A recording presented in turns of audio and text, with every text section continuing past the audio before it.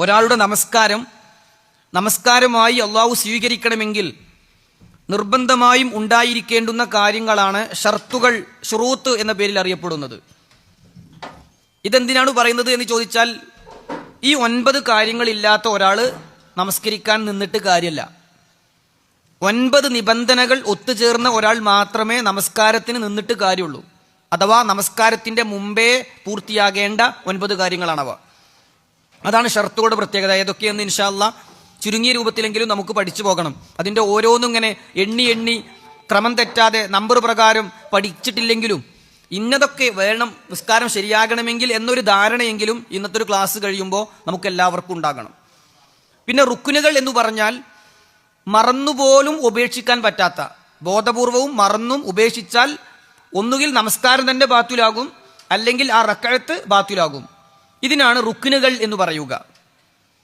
മൂന്നാമത്തേത് വാജിബാത്താണ്. വാജിബാത്ത് എന്ന് പറഞ്ഞാൽ അവ ബോധപൂർവം ഉപേക്ഷിച്ചാൽ ബാത്തുലാകും, നിസ്കാരം ബാത്തുലാകും. ബോധപൂർവം ഒരാൾ അത് ഉപേക്ഷിച്ചാൽ നമസ്കാരം ബാത്തുലാകും. മറന്നുകൊണ്ടാണ് ഉപേക്ഷിച്ചത് എങ്കിൽ സഹുവിന്റെ സുജൂദ് ചെയ്തുകൊണ്ട് അതിനെ പരിഹരിക്കണം. ഇനി സുനനുകളാണ് ഒരാൾ, സുന്നത്തായ കാര്യങ്ങളാണ് ഒരാൾ നഷ്ടപ്പെടുത്തുന്നത് എങ്കിൽ ബോധപൂർവം നഷ്ടപ്പെടുത്തിയാലും മറന്നുകൊണ്ട് നഷ്ടപ്പെടുത്തിയാലും അതിന് സഹുവിന്റെ സുജൂദ് ആവശ്യമില്ല.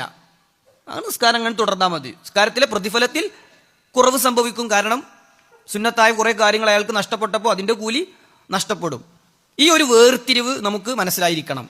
അപ്പൊ നമസ്കാരത്തിൽ പ്രവേശിക്കുന്നതിന് മുമ്പ് ഒരാളുടെ നമസ്കാരമായി പരിഗണിക്കണമെങ്കിൽ ഉണ്ടായിരിക്കേണ്ടുന്ന 9 നിബന്ധനകളാണ് ഷുറൂത്ത് അഥവാ ഷർത്തുകൾ, നിബന്ധനകൾ എന്ന പേരിൽ അറിയപ്പെടുന്നത്. ഇൻഷാ അല്ലാഹ് സ്ക്രീനിൽ ഓരോന്ന് വരും. അതിന്റെ വിശദീകരണം ഞാൻ വേഗത്തിൽ പറഞ്ഞു പോവുകയും ചെയ്യാം. അതിൽ 3 കാര്യങ്ങൾ ഏത് ഇബാദത്തിനും ഉണ്ടായിരിക്കണം. ആദ്യത്തെ 3 കാര്യങ്ങൾ ഏത് ഇബാദത്തിനും ഉണ്ടായിരിക്കേണ്ടതാണ്. മുസ്ലിം ആകണം ഒരു ഇബാദത്താകണമെങ്കിൽ. ഒരു കാഫിർ എന്ത് അമല് ചെയ്തിട്ടും കാര്യമല്ല. വിശുദ്ധ ഖുർആൻ ഉദാഹരണ സഹിതം ആ കാര്യം പഠിപ്പിച്ചിട്ടുണ്ട്. ഒരു സ്ഥലത്ത് അല്ലാഹു സുബ്ഹാനഹു വ തആല പറഞ്ഞു, കറമാദിനിഷ്ദദ്ദത് ബിഹിർ റീഹു, നല്ല കാറ്റുള്ള ദിവസം പാറപ്പുറത്ത് വെണ്ണീർ ചാരം കൊണ്ടുപോയിട്ടതുപോലെയായിരിക്കും അവരുടെ കർമ്മങ്ങൾ. ചാരം കൊണ്ടുപോയി നല്ല കാറ്റുള്ള ദിവസം പാറപ്പുറത്തിട്ടാൽ എന്താവുക? എന്തും ആയേക്കാം എന്ന പോലെയായിരിക്കും മുസ്ലിം അല്ലാത്തവന്റെ ഇബാദത്തുകൾ, കർമ്മങ്ങൾ. ഇബാദത്ത് തന്നെ പറയാൻ പറ്റൂല. അള്ളാഹു കർമ്മങ്ങളായി, സൽക്കർമ്മങ്ങളായി അവ സ്വീകരിക്കുക പോലും ചെയ്യില്ല. അതുപോലെ തന്നെ ബുദ്ധിയില്ലാത്തവന്റെ കർമ്മം, അതാണ് ബുദ്ധി ഉണ്ടാവുക എന്നതാണ് രണ്ടാമത്തെ കാര്യം. ഏത് ഇബാദത്ത് സ്വീകരിക്കണമെങ്കിലും മജ്നൂനിൽ നിന്ന്, ഭ്രാന്തനിൽ നിന്ന് ഇബാദത്ത് സ്വീകരിക്കൂല. എന്നു മാത്രമല്ല അയാളുടെ തിന്മകൾ തിന്മയായി രേഖപ്പെടുത്തൂല. റസൂലുള്ളാഹി സ്വല്ലല്ലാഹു അലൈഹി വസല്ലമ പറഞ്ഞു, റുഫിയൽ ഖലമു അൻ സലാസ്, 3 പേരിൽ നിന്ന് പേന ഉയർത്തപ്പെട്ടിട്ടുണ്ട്. ആ 3 പേര് എന്ത് കർമ്മങ്ങൾ ചെയ്താലും അത് അള്ളാഹു രേഖപ്പെടുത്തുകയില്ല. നന്മ ചെയ്താൽ നന്മയായും രേഖപ്പെടുത്തൂല, തിന്മ ചെയ്താൽ തിന്മയായും രേഖപ്പെടുത്തുകയില്ല. ഏതാണ് ആ 3 വിഭാഗം? റസൂൽ സല്ലല്ലാഹു അലൈഹി വസല്ലം പറഞ്ഞു, ഉറങ്ങിക്കിടക്കുന്നവൻ ഉണരുന്നത് വരെ. ഉറക്കത്തിലെ ഭാര്യനെ നന്നാണ് ചവിട്ടിയാലും കുറ്റൊന്നും കിട്ടൂല. പക്ഷെ അതേ ഉറക്കം ഒഴുക്കുണ്ടാകും എന്നുള്ളൊരു ബോധം ഉണ്ടായാൽ മതി, കുറ്റം കിട്ടൂല. ഉറക്കാണെങ്കിൽ ഉണരുന്നത് വരെ എന്തില്ല, അത് നമ്മൾക്ക് എന്ത് ഖുർആൻ മുഴുവൻ ഓതി തീർത്ത് നമ്മൾ സ്വപ്നത്തിൽ ഒരു കാര്യമില്ല, കൂലിയിട്ടൂല. അത് നല്ല സ്വപ്നമാണ്, നല്ല ലക്ഷണമാണ് എന്നൊക്കെ നമുക്ക് പറയാമെന്നല്ലാതെ രേഖപ്പെടുത്തൂല. അതുപോലെ തന്നെ ബുദ്ധിയില്ലാത്തവന് ബുദ്ധി ഉണ്ടായി ചെയ്യുന്നത് വരെ, അവന്റെ ബോധം നഷ്ടപ്പെട്ട ആൾക്ക് ബോധം വരുന്നത് വരെ ഇബാദത്തായിട്ട് പരിഗണിക്കൂല. അതുപോലെ തന്നെ മൂന്നാമതായി റസൂൽ സല്ലല്ലാഹു അലൈഹി വസല്ലം പറഞ്ഞത്, ഒരു കുട്ടിക്ക് ഇഹ്തിലാം ഉണ്ടാകുക, പ്രായപൂർത്തിയാകുക, വകതിരിവ് വരിക, ഇതുവരെ അവന്റെ അമലുകളായിട്ട് സ്വീകരിക്കൂല. എന്നാൽ അതിന് പ്രേരിപ്പിച്ചതിനുള്ള, പ്രോത്സാഹിപ്പിച്ചതിനുള്ള പ്രതിഫലം യഥാർത്ഥത്തിൽ അതിനെ പ്രോത്സാഹിപ്പിച്ച ആളുകൾക്ക് കിട്ടും. ഇനി നിസ്കാരത്തിന്റെ കാര്യമല്ലാത്ത ചില ഇബാദത്തുകൾ ചെറിയ കുട്ടികളിൽ നിന്നാണെങ്കിലും കൊടുക്കണം എന്നതുണ്ട്. ഒരു കുട്ടി ഹജ്ജ് ചെയ്താൽ ഹജ്ജിന്റെ പ്രതിഫലം മാതാപിതാക്കൾക്ക് കിട്ടും എന്ന് പഠിപ്പിക്കപ്പെട്ടിട്ടുണ്ട്. പക്ഷെ അവൻ പ്രായപൂർത്തിയായാൽ അവന്റെ ഹജ്ജ് വീടിയിട്ടില്ല. അവൻ പ്രായപൂർത്തിയായാൽ അവൻ തന്നെ എന്ത് ചെയ്യണം? വേറെ ഹജ്ജ് ചെയ്യണം, അല്ലെങ്കിൽ ഉംറ ചെയ്യണം. അപ്പോൾ ഈ 3 കാര്യങ്ങൾ ഇബാദത്തുകളായി സ്വീകരിക്കപ്പെടണമെങ്കിലുള്ള നിബന്ധനകളായി നമ്മൾ മനസ്സിലാക്കുക. അപ്പൊ നമസ്കാരത്തിനും ഇത് 3 വേണം. 4-മത്തേത് വലിയ അശുദ്ധിയിൽ നിന്നും ചെറിയ അശുദ്ധിയിൽ നിന്നും ശുദ്ധിയാവുക എന്നതാണ്. കുളി നിർബന്ധമായ ഒരു അവസ്ഥയിൽ നമസ്കരിക്കാൻ പാടില്ല. നമസ്കരിച്ചിട്ട് കാര്യമില്ല എന്ന് മാത്രമല്ല, നമസ്കരിക്കുന്നത് കുറ്റാണ്. കുളി നിർബന്ധമുള്ള ഒരു അവസ്ഥയിൽ ഒരു കുളിക്കാതെ ഒരാൾ നിസ്കാരത്തിന് സമയമായിട്ടുണ്ട്, കുളിക്കാൻ പിന്നെ സമയമല്ല എന്ന് പറഞ്ഞ് നമസ്കരിച്ചാൽ അവന് പ്രതിഫലം കിട്ടൂല എന്നല്ല, അവന് കുറ്റാണ് കിട്ടുക. വുളു എടുക്കാതെ ഒരാൾ നമസ്കരിച്ചാൽ അവന് പ്രതിഫലമില്ലെന്ന് മാത്രമല്ല, അവന് കുറ്റം കിട്ടും. കാരണം നിബന്ധന ഒക്കാതെ അവൻ നിസ്കരിച്ചാൽ ആ ഇബാദത്തിനെ പരിഹസിക്കലാണ്. നിസ്കരിച്ചു കൊണ്ടിരിക്കുമ്പോൾ പോലും ഒരാൾക്ക് വുളു നഷ്ടപ്പെട്ടാൽ അയാൾ അത് തുടരുന്നത് കുഫറിലേക്ക് വരെ എത്തുന്ന തിന്മയാണ്. പണ്ഡിതന്മാർ പറഞ്ഞു, ഒരാൾക്ക് അതിനെക്കുറിച്ച് ഒരു ബോധമല്ല, എന്തായിരുന്നാലും വുളു എടുത്തിട്ടില്ലെങ്കിലും ഇനിയിപ്പോൾ എങ്ങനെ പോകട്ടെ എന്ന് ഒരറിവില്ലാത്ത ഒരാൾ ചെയ്താൽ അയാളുടെ വിധി വേറൊന്നും. വുളു ഇല്ലാതെ നിസ്കാരം സ്വീകരിക്കപ്പെടൂല എന്ന് കൃത്യമായ ബോധമുള്ള ഒരാൾ വീണ്ടും അത് തുടരൽ ഇബാദത്തിനെ കളിയാക്കലുമാണ്, നിസ്കാരത്തെ പരിഹസിക്കലാണ്. അതുകൊണ്ട് വുളു മുറിഞ്ഞാൽ പിന്നെ അവിടെ നിർത്തണം. അപ്പോൾ ചെറിയ അശുദ്ധിയിൽ നിന്നും വലിയ അശുദ്ധിയിൽ നിന്നും ശുദ്ധിയാവുക എന്നതാണ് 4ാമത്തെ നിബന്ധന. വുളുവിന്റെ രൂപവും കുളിയുടെ രൂപവും ഒന്നും വിശദമായി നമ്മൾ പറയുന്നില്ല. വിശുദ്ധ ഖുർആനിൽ തന്നെ അല്ലാഹു സുബ്ഹാനഹു വ തആല വുളുവിന്റെ നിർബന്ധ ഘടകങ്ങൾ ഏതൊക്കെയെന്ന് പഠിപ്പിച്ചു. റസൂലുള്ളാഹി സ്വല്ലല്ലാഹു അലൈഹി വസല്ലം പൂർണ്ണമായും എങ്ങനെയായിരിക്കണം ഒരാളുടെ വുളു എന്ന് പഠിപ്പിച്ചിട്ടുണ്ട്. നിയ്യത്തുണ്ടാവുക, മുഖം കഴുകുക, കൈ മുട്ടുവരെ കഴുകുക, തലയും ചെവിയും തടവുക, കാല് കഴുകുക, ഇത് ക്രമത്തിലാവുക. വുളുവായി. വുളുവിന്റെ നിർബന്ധ ഘടകങ്ങൾ പൂർത്തിയായി. ഇനി ബാക്കിയുള്ള ആദ്യത്തെ കഫ് കഴുകല്, 3 തവണ കഴുകല് എന്നിവയൊക്കെ എന്താണ്? സുന്നത്തായ കാര്യങ്ങളാണ്. അപ്പോൾ അതൊന്നും വിശദമായി പറയണില്ല. അതേപോലെ കുളിയോ, നിയ്യത്തുണ്ടാകുക, ശരീരത്തിൽ മുഴുവൻ വെള്ളമാകുക, കുളിയായി. എന്നാൽ അതിന്റെ പൂർണ്ണ പ്രതിഫലം കിട്ടണമെങ്കിൽ വുളു കൊണ്ട് തുടങ്ങുക, ബിസ്മി ചൊല്ലി തുടങ്ങുക, ആദ്യം പിന്നെ ലൈംഗിക അവയവങ്ങളൊക്കെ കഴുകി ശുദ്ധിയാക്കുക, എന്നിട്ട് കുളി തുടങ്ങുക, ആദ്യം വലതുഭാഗത്തൊഴിക്കുക. ഏതൊക്കെ അതിന്റെ സുന്നത്തായ പൂർണ്ണ പ്രതിഫലം കിട്ടാനുള്ള മാർഗങ്ങളാണ്. അങ്ങനെ ആഴത്തിലേക്ക് നമ്മൾ പോകുന്നില്ല. 5ാമത്തേത്, ഒരാളുടെ നമസ്കാരമാകണമെങ്കിൽ അവൻ മുസ്ലിം ആകണം, ബുദ്ധിയുണ്ടായിരിക്കണം, അതുപോലെ തന്നെ വകതിരിവുണ്ടാകണം, അഥവാ പ്രായപൂർത്തി എത്തണം, അത് അവൻ വലിയ അശുദ്ധിയിൽ നിന്നും ചെറിയ അശുദ്ധിയിൽ നിന്നും ശുദ്ധിയായിരിക്കണം എന്നതിന് പുറമെ 5ാമത്തേത് നമസ്കാരത്തിന് സമയമാകണം. ഇപ്പോൾ ഒരാള് ഇശ നമസ്കരിച്ചാൽ ജമ്മാക്കുന്ന ഹുക്കുമ് വേറെ, അതല്ലാതെ ഒരാൾ ഇപ്പോൾ ഇശ നമസ്കരിച്ചാൽ നിസ്കാരമായിട്ട് സ്വീകരിക്കൂല. ഒരാൾ 10 മണിക്ക് യാത്ര തുടങ്ങുകയാണ്, ഇനിയിപ്പോൾ ഇടയിൽ രാവിലെ 10 മണിക്ക് യാത്ര തുടങ്ങുകയാണ്, ഇനി 5 മണിക്കോ 6 മണിക്കൊക്കെ ആയിരിക്കും എത്തുക. അതുകൊണ്ട് ഇടയിൽ ചിലപ്പോൾ വാഹനം നിർത്തി നിസ്കരിക്കൽ ബുദ്ധിമുട്ടാവും. ഞാൻ ഏതായിരുന്നാലും ലുഹർ ഇപ്പം തന്നെ നിസ്കരിക്കട്ടെ. നമസ്കാരം സ്വീകരിക്കപ്പെടുമോ? ഒരിക്കലും സ്വീകരിക്കപ്പെടില്ല. കാരണം നമസ്കാരത്തിന് സമയമാവുക എന്നത് നമസ്കരിക്കാൻ നിൽക്കുന്ന ഒരാൾ നിബന്ധനയായി ചെയ്തു തീർക്കേണ്ട ഒരു പ്രവർത്തനമായിട്ടാണ് ഇസ്ലാം പഠിപ്പിച്ചു തന്നിട്ടുള്ളത്. അവിടെ ചില കാര്യങ്ങൾ മാത്രം ഇൻഷാ അല്ലാഹ് വേഗത്തിൽ പറയുകയാണ്. 5 നേരത്തെ നമസ്കാരത്തിന്റെ സമയം എങ്ങനെയാണ് വരിക? റസൂലുള്ളാഹി സ്വല്ലല്ലാഹു അലൈഹി വസല്ലം ഒരു ഹദീസിൽ തന്നെ അവ എല്ലാം ഒന്നിച്ച് നമുക്ക് പഠിപ്പിച്ചു തന്നിട്ടുണ്ട്. അവിടുന്ന് പറഞ്ഞു, വഖ്തുൽ ളുഹ്രി, ളുഹ്റിന്റെ സമയം ഇദാ സാലത്തി ശംസു, സൂര്യൻ മധ്യത്തിൽ നിന്ന് തെറ്റിയാലാണ് തുടങ്ങുക. ഒരാൾക്ക് നിഴലില്ലാത്ത അവസ്ഥയിൽ നിന്നാണ് മാറിയാൽ, സൂര്യൻ നേരെ മുകളിൽ വരുമ്പോൾ നമുക്ക് നിഴലുണ്ടാവില്ല, നമ്മളെ നിൽക്കുന്നതിന്റെ അടിയിൽ ഒരു വട്ടായിരിക്കും ഉണ്ടാവുക, അല്ലെ, ഒരു വൃത്താകൃതിയിലാണ് ഉണ്ടാകുക. അവിടുന്ന് തെറ്റിയാൽ ളുഹ്റിന്റെ സമയം തുടങ്ങി. ഒരാളുടെ നിഴൽ അയാളുടെ അത്ര വലുപ്പമാകുന്നത് വരെ, ഒരാളുടെ നിഴൽ അയാളുടെ വലുപ്പം ആകുന്നത് മുതൽ അസ്റിന്റെ സമയം തുടങ്ങുകയാണ്. ഒരാളുടെ നിഴൽ അയാളുടെ ഇരട്ടി വലുപ്പമാകുന്നത് വരെ. അപ്പൊ ളുഹ്റിന്റെ അസ്റിന്റെ ഇടയിൽ വേറെ സമയമല്ല. അപ്പൊ ഇനി ളുഹ്റിന്റെ സമയം എത്രയും ചോദിച്ചാൽ അസ്റിന്റെ സമയം തുടങ്ങുന്നത് വരെ. അസ്റിന്റെ സമയം എപ്പോഴാണ് തുടങ്ങാന്ന് ചോദിച്ചാൽ പറഞ്ഞോളി, ളുഹ്റിന്റെ സമയം തീരുമ്പോ. അതിനിടയിൽ വേറെ സമയമല്ല. എന്നാൽ സുബ്ഹിന്റെ ളുഹ്റിന്റെ ഇടയിൽ അങ്ങനെയല്ല. ഇൻഷാ അല്ലാഹ് അവിടെ എത്തുമ്പോൾ പറയാം. പിന്നെ അസ്റിന്റെ സമയം എപ്പോൾ വരെയാണ്? ഒരാളുടെ നിഴൽ അയാളുടെ ഇരട്ടി വലുപ്പം ആകുന്നത് വരെ. എന്ന് പറഞ്ഞാൽ സൂര്യൻ അതിന്റെ കിരണങ്ങൾ മഞ്ഞായി തുടങ്ങി അതിന് ചൂടില്ലാത്ത അവസ്ഥയിലേക്ക് എത്തുന്നത് വരെയാണ് അസ്റിന്റെ സമയം. എന്ന് പറഞ്ഞാൽ മഗ്രിബിന് മുമ്പ് കുറച്ച് സമയം നമസ്കാരമില്ലാത്തൊരു സമയമുണ്ട്. ളുഹ്റിന്റെ അസ്റിന്റെ ഇടയിൽ നിസ്കാരമില്ലാത്ത സമയമല്ല. എന്നാൽ അസ്റിന്റെയും മഗ്രിബിന്റെയും ഇടയിൽ നമസ്കാരം ഇല്ലാത്തൊരു സമയമുണ്ട്. ആ സമയത്ത് നമസ്കരിക്കാൻ പാടില്ല എന്ന് പഠിപ്പിച്ചിട്ടുള്ളൊരു സമയം കൂടിയാണ്. ഇനി ഇശാഇന്റെ സമയം, മഗ്രിബിന്റെ സമയം സൂര്യൻ അസ്തമിക്കുമ്പോൾ തുടങ്ങുകയാണ്. അസ്തമിച്ചുകൊണ്ടിരിക്കുമ്പോഴല്ല, അസ്തമിച്ചു കഴിഞ്ഞാൽ മഗ്രിബിന്റെ സമയം തുടങ്ങി. അസ്തമയ ശോഭ മായുന്നത് വരെ. അസ്തമയ ശോഭ മായിഞ്ഞാൽ ഇശാഇന്റെ സമയം തുടങ്ങി. അപ്പൊ മഗ്രിബിന്റെ സമയം എത്ര വരെ ഉണ്ട്? ഇശാഇന്റെ സമയം വരെയാണ്. ചില ആളുകളൊക്കെ ഒന്നാണ് അത് ക്ലിയർ ചെയ്യാത്തൊരവസ്ഥ ഉണ്ടാവും. ചിലപ്പോ മഗ്രിബിന്റെ സമയം ഇശാഇന്റെ സമയം തുടങ്ങുന്നത് വരെയാണ്. ഇശാഇന്റെ സമയം എത്രയാണ്? നിസ്ഫുൽ ലൈൽ എന്നതാണ് ഏറ്റവും തെരഞ്ഞെടുക്കാവുന്ന അഭിപ്രായം, അർദ്ധരാത്രി വരെ. എന്നാൽ നിർബന്ധിത സാഹചര്യത്തിൽ ഒരാൾക്ക് ഫജ്റിന് മുമ്പ് വരെ ഇശാ നമസ്കരിക്കാം എന്ന അഭിപ്രായമാണ് ഷെയ്ഖുൽ ഇസ്ലാം ഇബ്നു തൈമിയ്യ റഹ്മഹുല്ലാ ഷെയ്ഖ് ബിൻ ഉസൈമീൻ റഹ്മഹുല്ല പോലുള്ള, ഇമാം നവവി റഹ്മഹുല്ലയെ പോലുള്ള ആധുനികരും പൗരാണികരുമായ പണ്ഡിതന്മാർ തെരഞ്ഞെടുത്തിട്ടുള്ള അഭിപ്രായം. അല്ലാഹു അലം. ഇനി സുബ്ഹിന്റെ സമയം പ്രഭാതോദയം മുതൽ സൂര്യോദയം വരെയാണ്. പ്രഭാതോദയം മുതൽ, അഥവാ ആദ്യത്തെ യഥാർത്ഥത്തിൽ സൂര്യൻ ഉദിച്ച് പ്രഭാതം ഉണ്ടാകുന്നതിന് മുമ്പ് ഒരു പ്രഭാതം വരുന്നുണ്ട്. അതിന്റെ സൂര്യൻ ഉദിക്കുന്നതിന് മുമ്പ് തന്നെ വെളിച്ചം വെക്കുന്ന ഒരവസ്ഥയുണ്ടാകും. അപ്പോൾ തുടങ്ങും, സൂര്യൻ ഉദിക്കുമ്പോൾ കഴിയും. അതാണ് സുബ്ഹിന്റെ സമയം. പിന്നെ ഉദിച്ചുകൊണ്ടിരിക്കുമ്പോഴും അസ്തമിച്ചു കൊണ്ടിരിക്കുമ്പോഴും മധ്യത്തിലെത്തുമ്പോഴും നമസ്കാരം പാടില്ലാത്ത സമയമാണ് എന്നർത്ഥം. വിശദമായി വേണമെങ്കിൽ ഇൻഷാ അല്ലാഹ് പിന്നീട് നമുക്ക് സംശയ നിവാരണത്തിൽ തീർക്കാം. അഞ്ചാമത്തേതാണ് ഇപ്പൊ നമ്മൾ പറയുന്നത്. ആറാമത്തേത് നഗ്നത മറക്കുക എന്നതാണ്. ഔറത്ത് മറക്കുക എന്നതാണ് നിസ്കാരത്തിന് മുമ്പ് ശ്രദ്ധിക്കേണ്ട 9 കാര്യങ്ങളിൽ ആറാമത്തെ കാര്യം.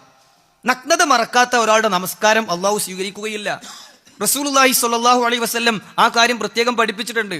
ഒരു പുരുഷന്റെ ഔറത്ത് യഥാർത്ഥത്തിൽ മുട്ടുപൊക്കിളിനിടയിലുള്ള ഭാഗമാണെങ്കിലും നമസ്കാരത്തിന് റസൂലുള്ളാഹി സ്വല്ലല്ലാഹു അലൈഹി വസല്ലം പഠിപ്പിച്ചിട്ടുള്ള രൂപം അവന്റെ പിരടി കൂടി മറക്കുക എന്നതാണ്. എത്രത്തോളം റസൂൽ സ്വല്ലല്ലാഹു അലൈഹി വസല്ലം പറഞ്ഞു, ഒരു തുണി മാത്രമേ ഒരാളെടുത്തുള്ളൂ. വേറെ ഒരു തുണി, ഒരു തോർത്തോ ഒരു ടവ്വലോ ഒന്നും അയാളുടെ കയ്യിലില്ലെങ്കിൽ അയാളുടെ തുണി കൊണ്ട് 2 ഭാഗത്തേക്ക് അതിന്റെ തുമ്പുകൾ പിടിച്ച് അവന്റെ പിരടിയിൽ അവൻ കെട്ടട്ടെ എന്ന് റസൂലുള്ളാഹി സ്വല്ലല്ലാഹു അലൈഹി വസല്ലം പറഞ്ഞ ഹദീസിൽ നമുക്ക് കാണാം. അപ്പോൾ നമസ്കരിക്കുന്ന ഒരാളെ സംബന്ധിച്ചിടത്തോളം അവന്റെ ഔറത്ത് പുരുഷനാണെങ്കിൽ പിരടി കൂടി മറക്കുക എന്നതാണ്. എന്നാൽ അങ്ങനെ മാത്രം പോരാ. ഖുർആനിൽ തന്നെ അള്ളാഹു പഠിപ്പിച്ചു, ഖുദൂ സീനത്തക്കും ഇൻദ കുല്ലി മസ്ജിദ്. ഓരോ സുജൂദിന്റെ വേളയിലും നിങ്ങൾ നല്ല വസ്ത്രം സ്വീകരിക്കണം. നമ്മൾ ഒരു വീട്ടിലേക്ക് ഒരു അതിഥി വരുമ്പോൾ അല്ലെങ്കിൽ ഒരു കല്യാണത്തിന് പോകുമ്പോൾ എത്ര മാന്യമായിട്ടാണ് വസ്ത്രം ധരിക്കുക. നമ്മൾ നമസ്കരിക്കുമ്പോൾ തലേന്ന് ഉറങ്ങാൻ കിടക്കുമ്പോൾ ധരിച്ച ലുങ്കിത്തുണിയും മുഷിഞ്ഞ വസ്ത്രവും, നമ്മൾ ടീഷർട്ടും നമ്മളെ ബനിയനും കീറിയ ഒന്നിനും പറ്റാത്ത വസ്ത്രമൊക്കെ ഇട്ട് നമസ്കരിക്കുക എന്നത് യഥാർത്ഥത്തിൽ പാടില്ലാത്ത കാര്യമാണ്. നിസ്കാരത്തിന്റെ സിഹത്തിനെ ബാധിക്കുന്നതല്ല, പക്ഷേ അത് നമസ്കാരത്തിനോട് കാണിക്കുന്ന ഒരു അദബ് കേടായിട്ടാണ് പണ്ഡിതന്മാർ വിശദീകരിച്ചിട്ടുള്ളത്. അല്ലാഹു അലം. അപ്പൊ നഗ്നത മറക്കുക എന്നുള്ളത് പ്രധാനമാണ്. ഒരു സ്ത്രീയെ സംബന്ധിച്ചിടത്തോളം അവളുടെ നഗ്നത മുഖവും മുൻകൈയും ഒഴികെയുള്ള ഭാഗമാണ് നമസ്കാരത്തിൽ അവൾ മറക്കേണ്ടത്. മുഖം തുറന്നിടലാണ് അസ്ല്. മുഖം തുറന്നിടുക എന്നതാണ് നമസ്കാരത്തിൽ അസ്ല്. എന്നാൽ അന്യപുരുഷന്മാർ ഉള്ള ഒരു സ്ഥലത്ത് നമസ്കരിക്കേണ്ടി വന്നാൽ സാധാരണ പുറത്തിറങ്ങുമ്പോൾ മുഖം മറക്കാൻ ഇസ്ലാം പ്രോത്സാഹിപ്പിച്ചതുപോലെ തന്നെ നമസ്കാരത്തിലും ആ സമയത്ത് ഒരു സ്ത്രീക്ക് മറക്കാം. എന്നാൽ മുഖം തുറന്ന് നമസ്കരിക്കുക എന്നതാണ് സ്ത്രീകൾക്ക് നമസ്കാരത്തിൽ അടിസ്ഥാനപരമായ നിയമമായി പണ്ഡിതന്മാർ വിശദീകരിച്ചിട്ടുള്ളത്. അല്ലാഹു അലം.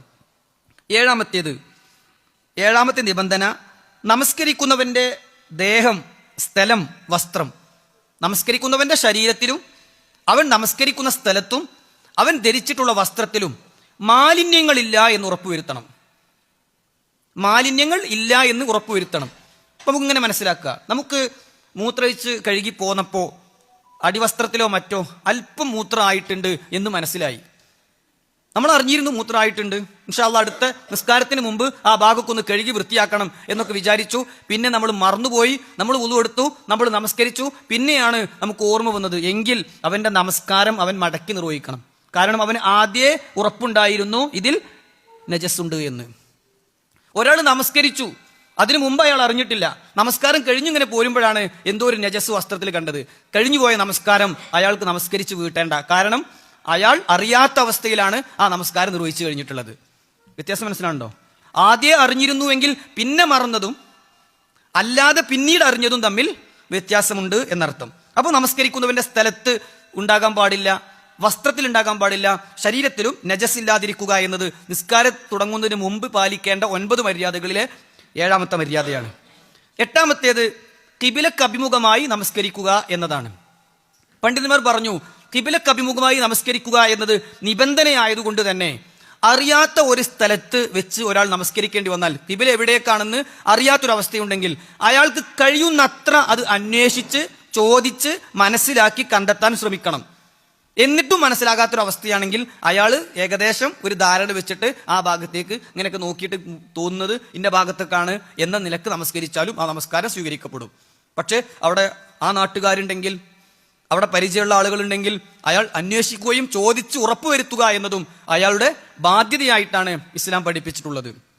എന്നാൽ സുന്നത്ത് നമസ്കാരങ്ങളിൽ നബി സല്ലല്ലാഹു അലൈഹി വസല്ലമ ഖിബിലക്ക് അഭിമുഖമായി തക്ബീറത്തുൽ ഇഹ്റാം കെട്ടുകയും പിന്നീട് വാഹനപ്പുറത്ത് പോവുകയും വാഹനം എങ്ങോട്ടാണോ പോകുന്നത് അങ്ങോട്ട് തിരിഞ്ഞ് നമസ്കാരം നിർവഹിക്കുകയും ചെയ്തത് നമുക്ക് കാണാൻ സാധിക്കും. അത് സുന്നത്ത് നമസ്കാരത്തിൽ മാത്രമേ നബി സല്ലല്ലാഹു അലൈഹി വസല്ലമയുടെ ജീവിതത്തിൽ സ്വഹീഹായി വന്നിട്ടുള്ളൂ എങ്കിലും ഇന്ന് നമ്മുടെ നിയന്ത്രണത്തിൽ പെടാത്ത വാഹനങ്ങളിൽ വിമാനത്തിൽ നമുക്ക് യാത്ര ചെയ്യേണ്ടി വരും. വിമാനത്തിൽ യാത്ര ചെയ്യുമ്പോൾ ഖിബല എവിടെയാണ് എന്ന് നമുക്ക് മനസ്സിലാകാത്ത അവസ്ഥയുണ്ടാകും. അറിഞ്ഞാലും അങ്ങോട്ട് തിരിയാൻ പറ്റാത്ത അവസ്ഥയുണ്ടാകും. അപ്പോൾ എന്താണ് നമുക്ക് ചെയ്യുക? അവിടെയാണ് ഫത്തഖുല്ലാഹ മസ്തതഅതും, കഴിയുന്നത്ര അള്ളാഹിനെ സൂക്ഷിച്ചിട്ട് ബാക്കി അള്ളാഹുവിനെ അറിയാൻ നമ്മളെ അവസ്ഥ നമ്മളെക്കാളും അറിയും. എന്തുകൊണ്ട് ഇപ്പോൾ ഖിബലക്ക് അഭിമുഖമായി അവൻ നിൽക്കുന്നില്ല? എന്തുകൊണ്ട് അവൻ നിന്ന് നമസ്കരിക്കുന്നില്ല? എന്തുകൊണ്ട് അവൻ ഫ്ലൈറ്റിൽ സീറ്റിൽ തന്നെ ഇരുന്ന് അവിടുന്ന് ഒന്നും നിൽക്കുന്ന പോലും ഇല്ല? അതൊക്കെ നമ്മളെക്കാളും അറിയുന്ന നമ്മുടെ റബ്ബ് നമ്മിൽ നിന്ന് സ്വീകരിക്കുക തന്നെ ചെയ്യും. അതുകൊണ്ട് അവിടെയൊക്കെ മാക്സിമം പരമാവധി സൂക്ഷ്മത പുലർത്തുക എന്നതാണ് നമുക്ക് ചെയ്യാവുന്നത്. നമ്മളെ വാഹനം ഓടിച്ചു പോകുകയാണ്, അപ്പൊ പിന്നെ എങ്ങോട്ട് നിസ്കരിക്കുക എന്ന് വിചാരിച്ച് ചെയ്യരുത്. നമ്മുടെ നിയന്ത്രണത്തിലുള്ള നമ്മുടെ കാറ് സൈഡാക്കാൻ പറ്റുന്ന നമ്മുടെ ബൈക്ക് നിർത്തിയിട്ടിട്ട് കയ്യിലുള്ള ഒരു തുണിയോ ഒരു തോർത്തോ നിവർത്തിയിട്ട് ഖിബല എവിടെയാണോ എന്ന് മനസ്സിലാക്കിയിട്ട് അങ്ങോട്ട് തിരിഞ്ഞ് നമസ്കരിക്കാൻ പറ്റുന്ന അവസ്ഥയുണ്ടെങ്കിൽ അത് പിന്നെ ലാഘവത്തോടു കൂടി വാഹനത്തിലാണ് നിസ്കരിച്ചാൽ മതിയല്ലോ, യാത്രക്കാരനല്ലേ എന്ന നിലക്ക് ഖിബല തെറ്റിക്കാൻ പാടില്ല. ഇനി ഖിബല മനസ്സിലായിട്ടും തെറ്റിക്കാൻ പറ്റുന്ന അവസ്ഥകളുണ്ട്. സ്വലാത്തുൽ ഖൗഫ് പോലുള്ള യുദ്ധം നടന്നുകൊണ്ടിരിക്കുന്ന സമയത്തെ നമസ്കാരം എങ്ങനെയെന്ന് ചോദിച്ചാൽ, യുദ്ധം നടന്നുകൊണ്ടിരിക്കുമ്പോൾ എങ്ങോട്ടാണോ യുദ്ധം ചെയ്യണത് അങ്ങോട്ട് തന്നെ നമസ്കാരം. അവിടെ പിന്നെ അല്ലാഹു അക്ബർ എന്ന് പറയുമ്പോൾ അങ്ങോട്ടുള്ളൊരു വട്ടായിരിക്കും. സമയ അല്ലാഹു ലിമൻ ഹമീദ് എങ്ങോട്ടുള്ള കുത്താവും. യുദ്ധം നടന്നുകൊണ്ടിരിക്കുന്ന ഒരു അവസ്ഥയാണെങ്കിൽ അത് വേറൊരു വിഷയമാണ്, ആഴത്തിലേക്ക് ആ ഭാഗത്തേക്ക് പോകുന്നില്ല. അപ്പോൾ ഖിബലക്ക് അഭിമുഖമായി നമസ്കരിക്കുക എന്നത് നമസ്കാരം സ്വീകരിക്കപ്പെടണമെങ്കിലുള്ള 8ാമത്തെ നിബന്ധനയാണ് എന്നർത്ഥം. 9ാമത്തേത് ഏത് ഇബാദത്തിനും വേണ്ട തന്നെയാണ്, നിയ്യത്ത് ഉണ്ടാകണം. ഞാനിപ്പോതാ ഈ വക്ത് നിസ്കാരമാണ് നിർവഹിക്കുന്നത് എന്ന ബോധം മനസ്സിലേക്ക് കടന്നു വരണം. അല്ലാതെ നിസ്കരിക്കാൻ നിന്നിട്ട് കാര്യമില്ല. നിസ്കരിക്കണ്ടില്ല അവിടെ അന്ന് ഞാനും കൂടുക, ഏതേന്ന് ഇപ്പത് അതെന്നെ ഓർമ്മല്ല. നിസ്കാരം കഴിഞ്ഞിട്ട് നമ്മളിപ്പോൾ ഏതാ നിസ്കരിച്ചേ? അങ്ങനത്തെ അവസ്ഥയാണെങ്കിൽ ആ നമസ്കാരം സ്വീകരിക്കപ്പെടൂല. കാരണം അവന്റെ മനസ്സിൽ നിയ്യത്ത് വന്നിട്ടില്ല. ഏത് വക്ത് നമസ്കാരമാണ് എന്ന് അവന്റെ മനസ്സിൽ ബോധമുണ്ടാകണം. എന്നാൽ നിയ്യത്തിന് അങ്ങനെ പ്രത്യേകം ഇതാ ഞാൻ ഇത്ര റക്അത്ത് ഇങ്ങനെ ഫർളായി ഇമാമിന്റെ കീഴിൽ മഅ്മൂമായി നമസ്കരിക്കുകയാകുന്നു എന്ന് പറയുന്ന ലഫ്ള് പ്രത്യേകം ഉച്ചരിച്ചുകൊണ്ടുള്ള വാക്കുകളും പ്രയോഗങ്ങളും നടത്തിക്കൊണ്ടുള്ള രൂപം ഇസ്ലാമിൽ വന്നിട്ടില്ലെന്ന് മാത്രമല്ല, അങ്ങനെയാണ് ചെയ്യേണ്ടത് എന്ന് ഒരാൾ വിശ്വസിച്ചാൽ ബിദ്അത്തായി മാറും. മനസ്സിലാണ്ടോ പറയണത്? അങ്ങനെ പ്രത്യേക വാക്കുകളൊക്കെ ചൊല്ലണം എന്ന് വിചാരിച്ചാൽ ബിദ്അത്താകും. അങ്ങനെ ചൊല്ലാതിരിക്കുക എന്നതാണ് പ്രവാചക ചര്യയോട് ഏറ്റവും യോജിച്ചത്. അതുകൊണ്ട് നിയ്യത്തിന് പ്രത്യേകം വാക്കുകളൊന്നും ഇസ്ലാം പഠിപ്പിച്ചിട്ടില്ല എന്നാണ് അതുമായി ബന്ധപ്പെടുത്തി ഓർമ്മപ്പെടുത്താനുള്ളത്. ഇനി നമസ്കാരത്തിന്റെ റുക്കിനുകളിലേക്കാണ് നമ്മൾ പോകുന്നത്. ഈ 9 കാര്യം ഒത്ത ഒരാൾ നിസ്കരിക്കാൻ നിൽക്കുക. എന്തൊക്കെയാണ് 9? ഞാൻ വേഗം പറയാണ്. മുസ്ലിം ആകണം, മജ്നൂന് ഭ്രാന്തനാകാൻ പാടില്ല, ബുദ്ധിയുള്ള ആളായിരിക്കണം, ബോധമുള്ള ആളായിരിക്കണം, വകതിരിവ് അഥവാ പ്രായപൂർത്തിയൊക്കെ എത്തിയിട്ടുണ്ടാകണം, അവൻ നിസ്കരിക്കുക എന്നുള്ള ബോധം ഉണ്ടാകണം, വലിയ അശുദ്ധിയിൽ നിന്നും ചെറിയ അശുദ്ധിയിൽ നിന്നും ശുദ്ധിയാകണം, നിസ്കാരത്തിന് സമയമാകണം, ഔറത്ത് മറക്കണം, നിസ്കരിക്കുന്നവന്റെ ശരീരം, സ്ഥലം, വസ്ത്രം എന്നിവ മാലിന്യങ്ങളിൽ നിന്ന് ശുദ്ധിയാകണം, ഖിബലക്ക് അഭിമുഖമായി നമസ്കരിക്കണം, നിയ്യത്തുണ്ടാകണം. ഈ നിബന്ധനകൾ ഒത്ത ഒരാൾ നിസ്കരിക്കാൻ നിൽക്കുകയാണ് ഇൻഷാ അല്ലാഹ്. ഇനി ഈ 9 നിബന്ധനകൾ ഒത്ത് ഒരാൾ നിസ്കരിക്കാൻ നിൽക്കുമ്പോൾ അയാൾ 14 കാര്യങ്ങളിൽ ഏതെങ്കിലും ഒന്ന് വിട്ടുപോയാൽ ഒന്നുകിൽ ആ റക്അത്ത് നഷ്ടപ്പെടും, അല്ലെങ്കിൽ നമസ്കാരം തന്നെ ബാത്തിലാകും. മറന്നു പോയാലും, മറന്നുകൊണ്ട് പോലും ഉപേക്ഷിക്കാൻ പറ്റാത്തതിനാണ് റുക്കിനുകൾ എന്ന് പറയാ. ബോർഡിൽ സ്ക്രീനിൽ കാണിക്കണ്ടല്ലോ, നമസ്കാരത്തിന്റെ റുക്കിനുകളാണ് ഇനി പറയുന്നത്. അതായത് ഇത് മറന്നുകൊണ്ട് ഉപേക്ഷിക്കാൻ പാടില്ല, ബോധപൂർവ്വം ഉപേക്ഷിക്കാൻ പാടില്ല. ബോധപൂർവ്വം ഉപേക്ഷിച്ചാലും നിസ്കാരം പോയി, മറന്നുകൊണ്ട് ഉപേക്ഷിച്ചാലും നിസ്കാരം പോയി. അതിൽ ചിലത് നമസ്കാരം തന്നെ പോകും, ചിലത് റക്അത്തേ പോകുള്ളൂ. ഏതുപോലെ ഒരാള് ഇമാമ് നമസ്കരിച്ചുകൊണ്ടിരിക്കുകയാണ്, മഅ്മൂമ് കുറച്ച് വൈകിയാണ് വന്നത്, സുജൂദിലാണ്, വേഗം സുജൂദിലേക്കാണ് പോയി, തക്ബീറത്തുൽ ഇഹ്റാം ചെയ്തില്ല, നിസ്കാരത്തിലേക്ക് പ്രവേശിക്കുകയാണ് എന്ന നിലക്ക് അല്ലാഹു അക്ബർ എന്ന് പറഞ്ഞ് നെഞ്ചത്ത് കൈവച്ചിട്ട് പിന്നെ അല്ലാഹു അക്ബർ എന്ന സുജൂദിലേക്ക് പോകേണ്ടത്. ഒരാൾ അങ്ങനെയൊന്നും ഇല്ലാതെ അല്ലാഹു അക്ബർ എന്ന് പറഞ്ഞ സുജൂദിലേക്കാണ് പോയി, നിസ്കാരം തന്നെ പോയി. ആ റക്അത്തല്ല, പിന്നെ അയാൾ നിസ്കാരം തുടങ്ങിയിട്ട് തന്നെയല്ല, പിന്നെ എങ്ങനെ നിസ്കാരം കിട്ടുക? അതുകൊണ്ട് തക്ബീറത്തുൽ ഇഹ്റാം എന്നത് റുക്കിനാണ്. ഒരു ഉദാഹരണം പറഞ്ഞതാണ്, അതിന്റെ ക്രമത്തിൽ ഇൻഷാ അല്ലാഹ് ഇനി പറയാം. 1ാമത്തേത്, ഫർള് നമസ്കാരത്തിൽ നിൽക്കാൻ കഴിയുന്നവൻ നിൽക്കണം. സുന്നത്ത് നമസ്കാരങ്ങളിൽ നിൽക്കാൻ കഴിയുന്ന ഒരാൾ ഇരുന്നാലും റുക്കിനല്ല, പ്രതിഫലത്തിൽ കുറവ് വരികയേ ചെയ്യുള്ളൂ. ഫർള് നമസ്കാരമാണോ നിൽക്കാൻ കഴിയുന്നവൻ നിന്ന് നമസ്കരിക്കുക എന്നത് നമസ്കാരത്തിന്റെ റുക്കിനാണ്. നിൽക്കാൻ കഴിയുന്ന ഒരാൾ ഞാൻ ഇപ്പൊ ഇരുന്നാ നിസ്കരിക്കണേ എന്ന് വിചാരിച്ച് ബോധപൂർവമോ അല്ലെങ്കിൽ അതിപ്പോ നിൽക്കല് അത്ര ആണ്, മറന്നു ഇന്ന് നിസ്കരിക്കുക എന്ന് വിചാരിച്ചു, മറന്നോ ബോധപൂർവ്വം എങ്ങനെങ്കിലും ഒരാൾ നിന്ന് നമസ്കരിക്കാൻ കഴിയുന്ന ഒരാൾ ഇരുന്ന് നമസ്കരിച്ചാൽ ബാത്തിലാകും. ഒരു റക്അത്തിലാണ് അയാൾ ഇരുന്നതെങ്കിൽ ആ റക്അത്ത് പോകും. അതല്ല തക്ബീറത്തുൽ ഇഹ്റാം പോലുള്ള റുക്കിന് നഷ്ടപ്പെട്ടാൽ നമസ്കാരം തന്നെ പോകും. അതാണ് 2. തക്ബീറത്തുൽ ഇഹ്റാം ചൊല്ലുക, നമസ്കാരത്തിലേക്ക് പ്രവേശിക്കുമ്പോഴുള്ള അല്ലാഹു അക്ബർ എന്ന് പറഞ്ഞുകൊണ്ടുള്ള തക്ബീറിനാണ് തക്ബീറത്തുൽ ഇഹ്റാം എന്ന് പറയുന്നത്. അത് ഉപേക്ഷിച്ചാൽ ബോധപൂർവമോ മറന്നുകൊണ്ടോ ഒരാൾ നഷ്ടപ്പെടുത്തിയാൽ നമസ്കാരം തന്നെയും ബാത്തിലാകും. മറന്നിട്ടാണ് ഒരാൾ അങ്ങനെ ചെയ്യാതിരുന്നത്, നിസ്കാരം കഴിഞ്ഞിട്ടാണ് ഓർമ്മ വന്നത്, ഞാൻ നിസ്കാരം തുടങ്ങിയപ്പോൾ തക്ബീറത്തുൽ ഇഹ്റാം ചൊല്ലിയിട്ടില്ലല്ലോ, നിസ്കാരം ആദ്യക്കുന്ന് നമസ്കരിക്കണം, കാരണം നമസ്കാരം തന്നെയും ബാത്തിലായിട്ടുണ്ട്. 3-മത്തേത് ഫാത്തിഹ ഓതുക എന്നതാണ്. അത് ഏതെങ്കിലും റക്അത്തിലാണ് വിട്ടുപോയത് എങ്കിൽ ആ റക്അത്ത് ആദ്യക്കുന്ന് നമസ്കരിക്കണം. അല്ലെങ്കിൽ നമസ്കാരത്തിൽ ഒരു റക്അത്തിലും ചൊല്ലിയിട്ടില്ലെങ്കിൽ എല്ലാ റക്അത്തും പോയി. അപ്പോൾ ഫാത്തിഹ ഓതുക എന്നത് റുക്കിനാണ്. ബോധപൂർവമോ മറന്നോ ഉപേക്ഷിക്കാൻ പാടില്ലാത്ത റുക്കിനിൽപ്പെട്ടതാണ്. അതിലെ 3-മത്തേതാണ് ഫാത്തിഹ പാരായണം ചെയ്യുക എന്നത്. 4-മത്തേത് ഇതിന് ഓരോന്നിനും ആയത്തുകളും ഹദീസുകളും വെച്ചുള്ള രേഖകളുണ്ട്, ഗ്രന്ഥങ്ങളുണ്ട്. ഞാൻ അതൊന്നും ആഴത്തിൽ പറയണില്ല, ആവശ്യം വന്നാൽ പിന്നീട് പറയാം എന്ന് വിചാരിച്ചിട്ടാണ്. അതിൽ 4-മത്തേത് റുക്കൂഅ് ചെയ്യുക എന്നതാണ്. ഒരാൾ മറന്നിട്ട് റുക്കൂഅ് ചെയ്തില്ല, നേരെ സുജൂദിലേക്കാണ് പോയി. മറന്നതാണ്, ബോധപൂർവം എന്നല്ല. അയാൾ സഹ്വിന്റെ സുജൂദ് ചെയ്താൽ പോരാ. അതാണ് റുക്കിനും മറ്റവും തമ്മിലുള്ള വ്യത്യാസം പഠിപ്പിക്കുന്നത് അതിനു വേണ്ടിയാണ്. ഒരാൾ 1-മത്തെ റക്അത്തിൽ റുക്കൂയിലേക്ക് പോകാതെ നേരെ സുജൂദിലേക്കാണ് പോയി. അയാൾ ആ റക്അത്ത് തന്നെ കിട്ടിയിട്ടില്ല. അല്ലാതെ ഓർമ്മ വന്നപ്പോൾ ഇനി ഏതായിരുന്നാലും സഹ്വിന്റെ സുജൂദ് ചെയ്യുക, സഹ്വിന്റെ സുജൂദ് ചെയ്തുകൊണ്ട് പരിഹരിക്കാൻ പറ്റുന്ന ഒന്നല്ല റുക്കിന്. റുക്കൂഅ് ചെയ്തില്ലേ, ആ റക്അത്ത് അയാൾക്ക് നഷ്ടപ്പെട്ടു. ഒരാൾ റുക്കൂഅ് ചെയ്തു, പക്ഷേ റുക്കൂയിൽ നിന്ന് ഉയരാതെ സമീഅ അല്ലാഹു ലിമൻ ഹമിദ എന്ന് പറഞ്ഞു ഉയരാതെ പിന്നെ സുജൂദിലേക്ക് പോയി. റുക്കൂയിൽ നിന്ന് അല്ലാഹു അക്ബർ എന്ന് പറഞ്ഞ് സുജൂദിലേക്ക് പോയി. അതാണ് 5-മത്തേത്. റുക്കൂയിൽ നിന്ന് ഉയരുക എന്നത് റുക്കിനാണ്. ഉയർന്നില്ലെങ്കിൽ ആ റക്അത്ത് അയാൾക്ക് നഷ്ടപ്പെടും. 6-മത്തേത് റുക്കൂവിന് ശേഷം ഉയർന്ന് നിന്ന് അടങ്ങി ഒതുങ്ങിയിട്ടായിരിക്കണം അയാൾ പിന്നെ സുജൂദിലേക്ക് പോകേണ്ടത്. ഒന്ന് നേരെ നിൽക്കണം.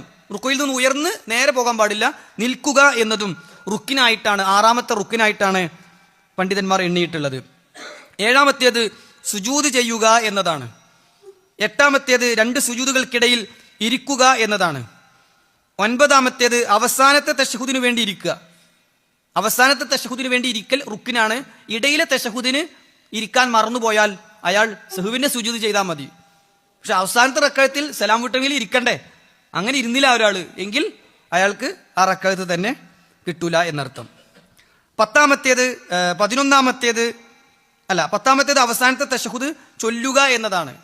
ഇടയിലുള്ള തശഹുദിൽ അയാൾ തഹിയ്യത്ത് ചൊല്ലിയില്ലെങ്കിലും സുജൂദ് കൊണ്ട് പരിഹരിക്കപ്പെടും. എന്നാൽ അവസാനത്തെ ഇരുത്തത്തിൽ തശഹുദ് ചൊല്ലൽ, അത്തഹിയ്യാത്തു അൽ മുബാറകാത്തു ചൊല്ലൽ റുക്കിനാണ്. നഷ്ടപ്പെട്ടാൽ മറന്നാണെങ്കിലും ആ റക്അത്ത് നഷ്ടപ്പെടും. 11-മത്തേത് അവസാനത്തെ തശഹുദിന് ശേഷം നബിയുടെ പേരിൽ സ്വലാത്ത് ചൊല്ലൽ. ഇടയിലുള്ള റക്അത്തുകൾക്ക് പ്രശ്നമല്ല, അവസാനം സലാം വീട്ടണ റക്അത്തിൽ തശഹുദിൽ അയാൾ തഹിയ്യത്തിന് പുറമെ സ്വലാത്ത് കൂടി ചൊല്ലണം. മറന്നു പോയാലും ആ റക്അത്ത് നഷ്ടപ്പെടും, ബോധപൂർവമാണെങ്കിലും ബാത്തിലാകും. 12-മത്തേത് ആദ്യത്തെ സലാം വീട്ടൽ. 2-മത്തെ സലാം വീട്ടൽ വാജിബാണ്, 1-മത്തെ സലാം സുന്നത്താന്ന് എണ്ണിയ ആളുകളുണ്ട്. 1-മത്തെ സലാം വീട്ടൽ റുക്കിനാണ്, നിസ്കാരത്തിന് പിരിയണ്ടേ.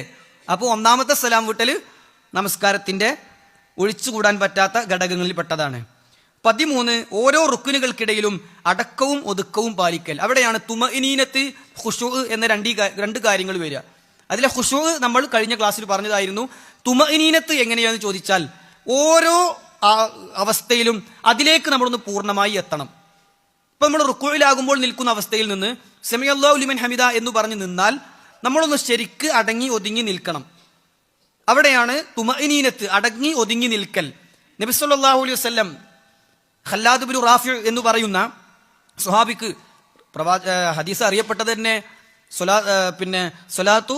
ഹദീസു മുസീ സ്വലാത്ത് എന്നാണ്, നിസ്കാരം തെറ്റിച്ചോന്റെ ഹദീസ്.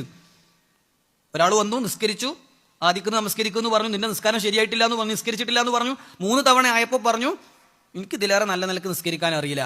അപ്പോൾ നബി സല്ലല്ലാഹു അലൈഹി വസല്ലം നമസ്കാരം ഇങ്ങനെ പഠിപ്പിച്ചു കൊടുത്തു. അതിൽ ഹത്താ തത്മഇന്ന ഖായിമ, ഹത്താ തത്മഇന്ന ജാലിസ, ഹത്താ തത്മഇന്ന സാജിദ എന്നിങ്ങനെ റസൂൽ സല്ലല്ലാഹു അലൈഹി വസല്ലം തുമഇനീനത്ത് ഓരോന്നിലും വേണം വേണം എന്ന് പ്രത്യേകം പഠിപ്പിച്ചത് കൊണ്ട് തന്നെ അത് റുക്കിനാണ്. അതുപോലെ തന്നെ ഇതൊക്കെ ക്രമത്തിൽ ചെയ്യണം. ആദ്യം ഒരാൾ സുജൂദ് ചെയ്തു, പിന്നെ റുക്കൂഅ് ചെയ്തത് എങ്കിൽ നിസ്കാരം തന്നെയും ബാത്തിലായി പോകും. ഈ ക്രമം തെറ്റിച്ചാൽ നിസ്കാരം തന്നെ ബാത്തിലാകും. ആ റക്അത്തല്ല, നമസ്കാരം തന്നെ ബാത്തിലാകും. ആദിക്കുന്ന നമസ്കരിക്കേണ്ടി വരും. ഇനി നമസ്കാരത്തിന്റെ നിർബന്ധ ഘടകങ്ങളാണ്. ഇത് ചെയ്യൽ നിർബന്ധമാണ്. ബോധപൂർവം നഷ്ടപ്പെടുത്തിയാൽ ബാത്തിലാകും.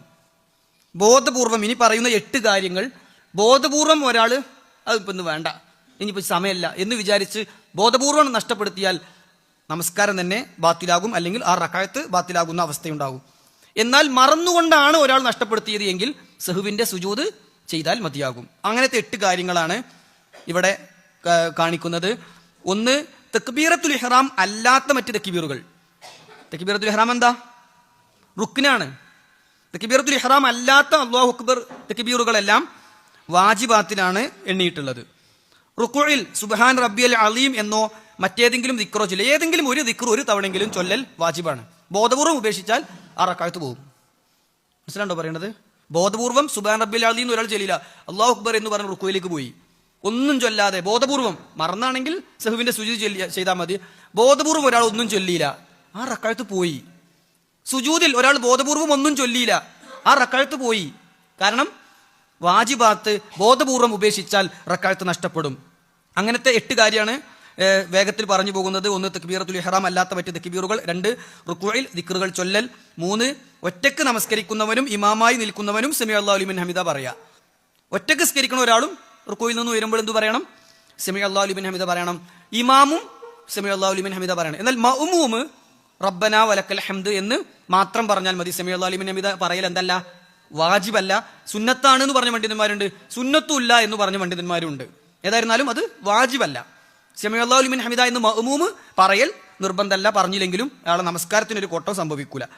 എന്നാൽ ഒറ്റക്ക് നിസ്കരിക്കുന്നവനും ഇമാമായി നിൽക്കുന്നവനും അത് പറയൽ വാജിബാണ്. ബോധപൂർവം പറയാതിരുന്നാൽ പറഞ്ഞോളി ബാത്തിലാകും. 4, റുക്ഉയിൽ നിന്ന് ഉയർന്നാൽ റബ്ബനാ വലക്കൽ ഹംദ് ചൊല്ലൽ വാജിബാണ്. ഇത്രയെങ്കിലും ചൊല്ലല്. പിന്നെ കുറേ ഉണ്ട്. റബ്ബനാ വലക്കൽ ഹംദ് ഹംദൻ കസീറൻ ത്വയ്യിബൻ മുബാറകൻ ഫീ റബ്ബനാ വലക്കൽ ഹംദ് മിൽ അസ്സമാവാതി വമിൽ അൽ-അർളി വമിൽ മാ ശിഅത മിൻ ഷൈഇൻ ബഅദു. വേറെയുണ്ട് 4-5 ദിക്റുകൾ. അല്ലാമ നാസിറുദ്ദീൻ അൽബാനി സിഫത്തു സലാത്തി നബി സല്ലല്ലാഹു അലൈഹി വസല്ലം എന്ന തന്റെ ഗ്രന്ഥത്തിൽ റുക്ഉയിലും സുജൂദിലും ഇഅ്തിദാലിലും പ്രാരംഭ പ്രാർത്ഥനയായിട്ടും ഒക്കെ വന്നിട്ടുള്ള 5ഉം 8ഉം പ്രാർത്ഥനകളൊക്കെ സ്വഹീഹായി വന്നവ എടുത്തു കൊടുക്കുന്നുണ്ട്. ആവശ്യമെങ്കിൽ അത് നമുക്ക് പിന്നീട് ചർച്ച ചെയ്യാവുന്നതാണ്. അതുപോലെ സുജൂദിൽ ദിക്ർ ചൊല്ലൽ ഞാൻ നേരത്തെ റുക്ഉവിന്റെ കൂട്ടത്തിൽ ചേർത്തി പറഞ്ഞു. 6-മത്തേത് 2 സുജൂദുകൾക്കിടയിൽ ദിക്ർ ചൊല്ലൽ, റബ്ബി ഗഫിർലി എന്നെങ്കിലും ചൊല്ലൽ. അതാണ് നിർബന്ധം. അത്രേ ഉള്ളൂ. റബ്ബി ഗഫിർലി. എന്നിട്ട് പിന്നെ സുജൂദ് പോയ സമയം ലാഭിക്കാൻ വേണ്ടി ചിലപ്പോൾ നമുക്ക് അങ്ങനെയൊക്കെ ചെയ്യേണ്ടി വരും. ഫാത്തിഹ മാത്രം ചൊല്ലേണ്ടി വരും. റുക്കിന് മാത്രം എടുത്തിട്ട് ശേഷം ചൊല്ലല് സുന്നത്തായതുകൊണ്ട് ചിലപ്പോൾ നമ്മൾ ഫാത്തിഹ മാത്രം ചൊല്ലി റുക്കുയിലേക്ക് പോകേണ്ടി വരും. പക്ഷെ റുക്കുയിൽ മിനിമം സുബ്ഹാനല്ലാഹ് എന്നെങ്കിലും പറയണം, എന്തെങ്കിലും ഒരു ദിക്ർ ചൊല്ലണം. സുജൂദുകൾക്കിടയിൽ റബ്ബി ഗഫിർലി എന്നെങ്കിലും മിനിമം പറയൽ നിർബന്ധമാണ്. ബോധപൂർവം ഒന്നും പറയാതെ ഒരാൾ സുജൂദിൽ നിന്ന് ഉയർന്നു, ഒന്നും മിണ്ടിയില്ല, കൽപ്പിച്ചൂട്ടി വീണ്ടും സുജൂദ് ചെയ്തു എങ്കിൽ റക്അത്ത് അയാൾക്ക് നഷ്ടപ്പെടും. അതിനാണ് ഇത് ഇങ്ങനെ റുക്കിന് വാജിബാത്ത് എന്നൊക്കെ പറഞ്ഞ് നമ്മൾ പറയുന്നത്. അതേപോലെ 1-മത്തെ തശഹുദ് വാജിബാണ്. ബോധപൂർവം ഉപേക്ഷിച്ചാൽ എന്താവും? ബാത്തിലാകും. മറന്നാണെങ്കിൽ സഹുവിന്റെ സുജൂദ് ചെയ്താൽ മതി. തശഹുദിന് വേണ്ടി ഇരിക്കൽ, 1-മത്തെ തശഹുദ്, അവസാനത്തെ തശഹുദിന് വേണ്ടി ഇരിക്കൽ റുക്കിനാണ്. അതിനിടയിലുള്ള തശഹുദിന് വേണ്ടി ഇരിക്കൽ വാജിബാണ്. ബോധപൂർവം ഒരാൾ 3 റക്അത്തുള്ള മഗ്രിബ് 3-ാം റക്അത്തിൽ മാത്രമേ ഇരുന്നുള്ളൂ, 2-ാമത്തെ റക്അത്തിൽ ഇരിക്കാതെ എഴുന്നേറ്റു, ബോധപൂർവമാണെങ്കിൽ ആ റക്അത്ത് നഷ്ടപ്പെട്ടു. അതല്ല മറന്നതാണെങ്കിൽ സഹുവിന്റെ സുജൂദ് ചെയ്താൽ മതി എന്നതാണ് പിന്നെ ഫർളുകളുടെ അവസ്ഥയിൽ വരിക. ഇനിയുള്ളത് സുനനുകളാണ്. ഇതല്ലാതെ നമ്മൾ നിസ്കാരത്തിൽ ചെല്ലേണ്ട എല്ലാ കാര്യങ്ങളും സുന്നത്തേ ഉള്ളൂ. അപ്പോൾ ഒരാൾ ഉദാഹരണമായിട്ട് നമസ്കാരത്തിലേക്ക് ഈ നിബന്ധനകളൊക്കെ പാലിച്ചിട്ട് തക്ബീറത്തുൽ ഇഹ്റാമോട് കൂടി അല്ലാഹു അക്ബർ എന്ന് പറഞ്ഞുകൊണ്ട് പ്രവേശിച്ചു കഴിഞ്ഞാൽ അയാൾ നേരെ സൂറത്തുൽ ഫാത്തിഹ പാരായണം ചെയ്താലും ഒരു കുഴപ്പമില്ല. നിസ്കാരത്തിൽ പ്രതിഫലം കുറയും. എന്നാൽ അയാൾ ഒരു വാജിബ് ഉപേക്ഷിച്ചിട്ടില്ല, ഒരു റുക്നും ഉപേക്ഷിച്ചിട്ടില്ല. കാരണം പ്രാരംഭ പ്രാർത്ഥന ചൊല്ലൽ എന്തേ ഉള്ളൂ? സുന്നത്തേ ഉള്ളൂ. സുന്നത്തായ കാര്യങ്ങൾ 2 രീതിയിൽ പണ്ഡിതന്മാർ വേർതിരിച്ചു പറയുന്നുണ്ട്. ഒന്ന് ഖൗലിയായ സുന്നത്തുകൾ, 2-മത്തേത് ഫിഅലിയായ സുന്നത്തുകൾ. ചെയ്യേണ്ട കാര്യങ്ങൾ, പറയേണ്ട കാര്യങ്ങൾ എന്നിങ്ങനെ 2ആയിട്ട് തിരിച്ചിട്ടുണ്ട്. അതിൽ 1-മത്തേത് ഇൻഷാ അല്ലാഹ് ഞാൻ വേഗത്തിൽ പറഞ്ഞു പോകാം. ഖൗലിയായ സുന്നത്തുകളിൽ പണ്ഡിതന്മാർ പറഞ്ഞു പ്രാരംഭ പ്രാർത്ഥന അതെന്തേ ഉള്ളൂ? സുന്നത്തേ ഉള്ളൂ. അത്തഅവുദു അല്ലെങ്കിൽ ഇസ്തിആദത്ത് എന്നും പറയാം. അഊദു ബില്ലാഹി മിനശ് ശൈത്വാനിർ റജീം എന്ന് ചൊല്ലൽ എന്തേ ഉള്ളൂ? സുന്നത്തേ ഉള്ളൂ. അൽ ബസ്മല, ബിസ്മില്ലാഹിർ റഹ്മാനിർ റഹീം എന്ന് സൂറത്തുൽ ഫാത്തിഹയ്ക്ക് മുമ്പ് ചൊല്ലൽ സുന്നത്തേ ഉള്ളൂ. അതേപോലെ ഫാത്തിഹയ്ക്ക് ശേഷം ആമീൻ പറയൽ സുന്നത്തേ ഉള്ളൂ. അതുപോലെ ഫാത്തിഹയ്ക്ക് ശേഷം ഏതെങ്കിലും ഒരു സൂറത്ത് ഓതൽ, അല്ലെങ്കിൽ ബഅദു ആയാത്ത്, കുറച്ച് ആയത്തോ കുറച്ച് ചെറിയ സൂറത്തോ വലിയ സൂറത്തോ ഒക്കെ ഓതൽ സുന്നത്തേ ഉള്ളൂ. അതേപോലെ സുബ്ഹ്, മഗ്രിബ്, ഇശാ പോലുള്ള നമസ്കാരങ്ങളിൽ 5 നമസ്കാരങ്ങളിൽ 3 എണ്ണം ഏതൊക്കെയാ? സുബ്ഹ്, മഗ്രിബ്, ഇശാ. ഇതിൽ ഉറക്കെ ഓതൽ സുന്നത്തേ ഉള്ളൂ. ഉറക്കെ ഓതൽ എന്തല്ല, നിർബന്ധമല്ല. ഉറക്കെ ഓതിയ കൂലി കൂടും. പതുക്കെ ഒരാൾ ചൊല്ലിയാണ് നമസ്കരിച്ചാൽ നിസ്കാരം ശരിയാവും. ഇമാമാണെങ്കിൽ കുറേ ആളെ നിസ്കാരം കുളവും. അപ്പോൾ ഇമാമാകുമ്പോൾ എന്തായിരുന്നാലും മഗ്രിബിലും ഇശായിലും സുബിയിലും ഉറക്കെ തന്നെ ഓതണം. അതേപോലെ റബ്ബന വലക്കൽ ഹംദിന് ശേഷമുള്ള സിയാദത്ത് സുന്നത്തേ ഉള്ളൂ. ഹംദൻ കസീറൻ ത്വയ്യിബൻ മുബാറക്കൻ ഫീന്നോ അതല്ലാത്തവയൊക്കെ സുന്നത്തേ ഉള്ളൂ. അതേപോലെ സുബ്ഹാനല്ലാഹ്ക്ക് പുറമെ എന്ത് ചൊല്ലിയാലും, സുബ്ഹാനല്ലാഹിൽ അലീം, സുബ്ഹാൻ റബ്ബിയൽ അഅല, ഇവിടുന്ന് അങ്ങോട്ടുള്ള, അല്ലെങ്കിൽ സുബ്ഹാനല്ലാഹിൽ അലീം വബിഹംദിഹി, അല്ലെങ്കിൽ സുബ്ഹാനക അല്ലാഹുമ്മ റബ്ബന വബിഹംദിക അല്ലാഹുമ്മ ഗഫിർലി, സുബ്ഹ്, ഖുദ്ദൂസ്, റബ്ബുൽ മലായികത്തി വറൂഹ്, ഇതൊക്കെ റുക്കൂയിലും സുജൂദിലും ചൊല്ലാൻ സ്വഹീഹായി വന്ന ദിക്റുകളാണ്. ഇതിൽ ഇത്രയും അധികം ചൊല്ലൽ സുന്നത്തേ ഉള്ളൂ. സുബ്ഹാനല്ലാഹ് എന്ന് മാത്രം പറയലേ നിർബന്ധമുള്ളൂ. അതേപോലെ തശഹുദിനു ശേഷം, സ്വലാത്തിനും ശേഷമുള്ള പ്രാർത്ഥനകൾ, അല്ലാഹുമ്മ ഇന്നി ലലംതു നഫ്സി ദുൽമൻ കസീറ, അല്ലെങ്കിൽ അല്ലാഹുമ്മ ഗ്ഫിർലി മാ ഖദ്ദംതു, അല്ലെങ്കിൽ അല്ലാഹുമ്മ ഇന്നി അഊദു ബിക മിൻ അദാബിൽ ഖബരി, ഇങ്ങനെ തുടങ്ങുന്ന പ്രാർത്ഥനകൾ ചൊല്ലൽ സുന്നത്തേ ഉള്ളൂ.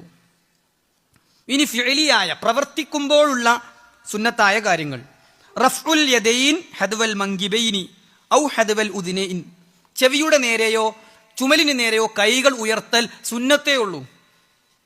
ഒരാൾ ബോധപൂർവ്വം ഉയർത്തിയില്ല, നിസ്കാരത്തിന് എന്ത് ചെയ്യൂല, ബാധിക്കൂല. സഹുവിന്റെ സുജൂദ് പോലും അയാൾ ചെയ്യണ്ട. കാരണം അത് സുന്നത്തേ ഉള്ളൂ. സുന്നത്തേ ഉള്ളൂ പറഞ്ഞ് ഒഴിവാക്കാനുള്ളതാണോ? അതിനുവേണ്ടി അല്ലത് പറയണേ. ഇത് ഒരാളത് നഷ്ടപ്പെടുത്തിയാൽ നിസ്കാരത്തെ ബാധിക്കൂല എന്ന് പഠിക്കാൻ വേണ്ടി മാത്രമല്ല, അല്ലാതെ നമ്മളെല്ലാ സുന്നത്തും ചെയ്യണം. സുന്നത്തുകൾ മാറ്റിവെക്കാനുള്ളതല്ല, സ്വീകരിക്കാനുള്ളതാണ്. എന്നാൽ സുന്നത്തേ ഉള്ളൂ എന്ന് അറിഞ്ഞിരിക്കൽ ഇതിന്റെ ഭാഗമായി പറയുന്നു എന്ന് മാത്രം. അപ്പോൾ അങ്ങനെ ഉയർത്തുന്നത് 4 സന്ദർഭമാണ് നമസ്കാരത്തിലുള്ളത്. നബി സല്ലല്ലാഹു അലൈഹി വസല്ലമ തന്റെ നമസ്കാരത്തിൽ കൈകൾ ഉയർത്തിയിട്ടുള്ളത് 4 സന്ദർഭത്തിലാണ്. പറഞ്ഞോളി. 1, നമസ്കാരം തുടങ്ങുമ്പോൾ തക്ബീറത്തുൽ ഇഹ്റാം. 2, റുക്കൂഇലേക്ക് പോകുമ്പോൾ. 3, റുക്കൂഇൽ നിന്ന് ഉയരുമ്പോൾ. 4, ഒന്നിലധികം തശഹുദുകൾ ഉണ്ടെങ്കിൽ ആദ്യത്തെ തശഹുദിൽ നിന്ന് ഉയരുമ്പോൾ എന്ന് പറഞ്ഞാൽ മഗ്രിബിൽ 2ാമത്തെ റക്അത്തിൽ നിന്ന് ഉയരുമ്പോൾ, ഇശായിൽ 2ാമത്തെ റക്അത്തിൽ നിന്ന് ഉയരുമ്പോൾ, 3ാമത്തെ റക്അത്തിലേക്ക് പോകുമ്പോഴാണ് വരിക. അപ്പോൾ അത് ആ 1ാമത്തെ തശഹുദ് കഴിഞ്ഞ് ഉയരുന്ന നമസ്കാരമാണെങ്കിൽ ഇപ്പോൾ സുബീക്ക് ഉണ്ടാവില്ല. സുബീക്ക് 3 എണ്ണേ ഉണ്ടാവുള്ളൂ. മനസ്സിലായില്ലേ?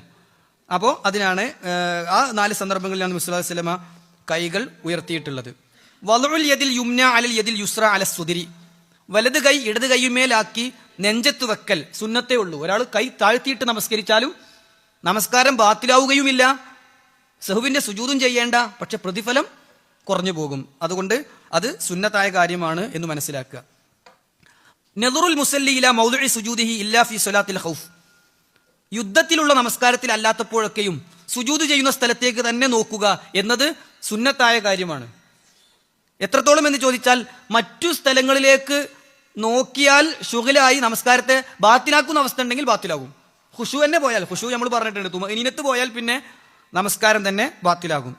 അതേപോലെ ആദ്യത്തെ റക്അത്തുകൾ ദീർഘിപ്പിക്കുകയും പിന്നെയുള്ള റക്അത്തുകൾ ചുരുക്കുകയും ചെയ്യുക എന്നുള്ളത് സുന്നത്താണ്. ഏത് നിസ്കാരത്തിലും ഒരാളിപ്പോൾ 2 റക്അത്ത് നിസ്കരിക്കുക, സുബ്ഹിയോ സുന്നത്തോ ഏത് നിസ്കാരമാകട്ടെ, ആദ്യത്തെ റക്അത്തിന്റെ അത്ര വലുപ്പം 2ാമത്തെ റക്അത്തിന് വേണ്ട. എന്ന് പറഞ്ഞാൽ ആദ്യത്തെ റക്അത്തിൽ ഓതുന്ന സൂറത്തിനേക്കാളും ആയത്തുകളെക്കാളും കുറവായിരിക്കണം.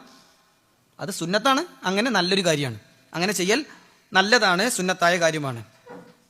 അതുപോലെ തന്നെ റുക്കൂഅ് ചെയ്യുമ്പോൾ കൈവിരലുകൾ അകറ്റിപ്പിടിക്കൽ സുന്നത്തായ കാര്യമാണ്. നിസ്കാരത്തിന്റെ പൂർണ്ണ കൈഫിയത്ത് പറയുമ്പോൾ ഇൻഷാ അല്ലാഹ് നമ്മൾ ഓരോന്ന് കാണിച്ചു പറയും, ബിഇദ്നില്ലാഹ് അല്ലാഹ് തൗഫീഖ് ചെയ്യുകയാണെങ്കിൽ. സുജൂദിൽ കൈവിരലുകൾ ചേർത്ത് കിബിലക്ക് നേരെ വെക്കൽ സുന്നത്തായ കാര്യമാണ്. റുക്കൂഇൽ എങ്ങനെയാണ്? അകറ്റിയാണ് പിടിക്കേണ്ടത് കാൽമുട്ടിൽ.